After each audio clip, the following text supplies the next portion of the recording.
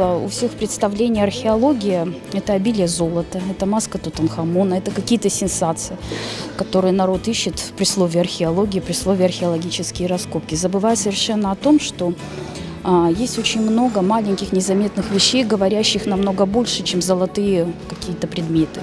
И вот сегодня я хочу вот эту несправедливость, так сказать, уничтожить. Хочу показать, что очень много и маленьких вещей, на первый взгляд совершенно невзрачных, могут нам рассказать очень много о том, как жили наши предки, что они носили, и даже понятие то, чего боялись, во что верили.